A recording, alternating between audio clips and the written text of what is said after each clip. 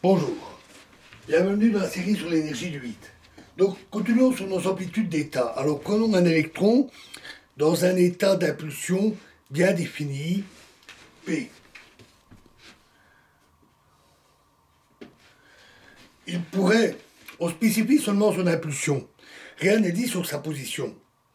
Il pourrait se trouver à un endroit ou à un autre. Plus encore, si l'impulsion est bien définie, l'incertitude sur l'impulsion, delta P, est égale à 0. Il n'y a aucune incertitude sur son impulsion. Et donc, en fonction du principe de la détermination, delta X, puisque le produit des deux doit être supérieur ou égal à H bar, delta X ne peut être que infini. Sa position est donc totalement indéterminée. Par conséquent, parler de la possibilité que cet électron soit en position X ou tout autre n'a rien d'étrange. L'amplitude que l'électron soit en X, soit aussi dans l'état X, donc la possibilité qu'il soit dans l'état X est donc donnée par une amplitude XP. Et cela a une signification évidente. Le lien entre les deux types d'amplitudes, donc la dénomination, dont la dénomination n'est pas habituelle, comme je l'ai dit, c'est un choix didactique, est assez simple. Supposons à nouveau une particule dans l'état P. Ce peut être une particule émise par une source quelconque S et se dirigeant vers une paroi. Plaçons un détecteur sur la paroi en la position X, comme on l'a fait dans l'expérience de Young. Si le détecteur réagit à la présence de la particule avec donc une amplitude XP, comme on l'avait vu pour l'expérience de Young, alors nous savons que la particule est effectivement en X, avec, donc, dans l'état X, puisqu'à ce moment-là, la particule a une position bien précise.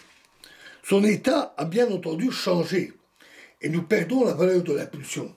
Si la position de la particule est très précise, alors l'impulsion est extrêmement imprécise. Toujours à cause du principe de la détermination. L'amplitude pour passer de la source S à X, est donc l'amplitude XP. L'amplitude d'état n'est donc rien d'autre qu'une amplitude de processus de mesure, une mesure appropriée. Les deux types d'amplitudes sont en fait juste deux façons différentes de voir la même chose. Dans la littérature, on ne fait jamais la distinction. Revenons au principe, et dans la suite, nous ne le ferons plus. Nous savons que c'est deux façons de voir. Revenons au principe de superposition et à la particule passant par deux fentes dans l'expérience de Young. La particule peut passer par la fente 1, ce qui correspond à l'état 1, ou elle peut passer par la fente 2, ce qui correspond à l'état 2.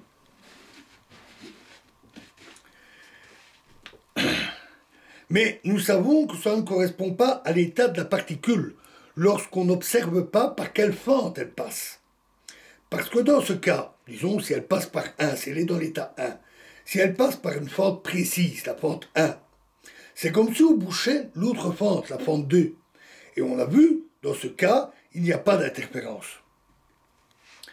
Or, on observe ces interférences. Alors, en nous inspirant du lien entre état et amplitude, on peut écrire l'amplitude que la particule arrive en X, c'est-à-dire dans l'état X, comme X 1 ou 2 passe par une des deux fentes, sans qu'on observe laquelle, c'est l'amplitude X1 plus X2. Ça, nous le savions. Alors, on a parlé de l'état d'être dans l'état X, c'est donc, on peut donc l'écrire comme X fois 1 plus 2. C'est-à-dire que pour décrire l'état de la particule, lorsqu'elle passe par les deux fentes, on peut écrire cet état comme 1 plus 2. D'une manière générale, si un système peut se trouver dans deux états, disons A ou B,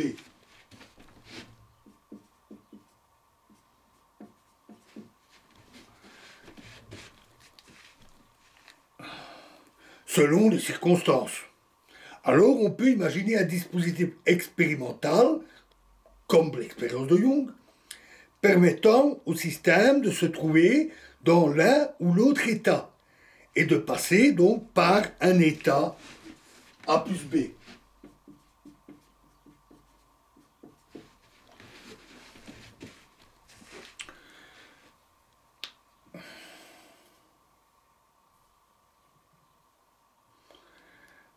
Donc si un système peut prendre deux états donnés, la somme de ces états-là, peut être à un coefficient multiplicateur près, on en reparlera, pour que le total des probabilités reste égal à 1.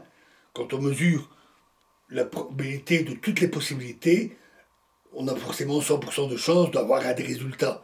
Donc la probabilité totale doit rester égale à 1. Donc cette somme est également une solution possible pour ce système. Et même si l'évolution du système est influencée par un processus quelconque qui modifie son état d'une amplitude de transition, alors toute combinaison C fois A plus D fois B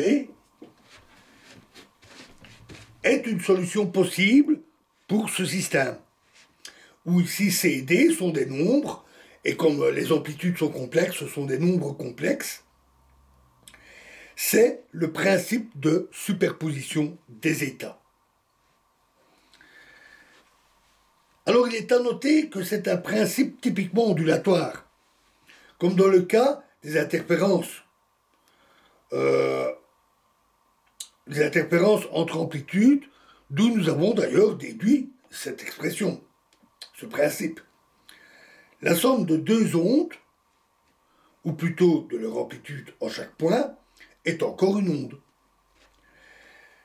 Cela peut donner des situations totalement non classiques, comme une particule décrite par un état avec plusieurs positions.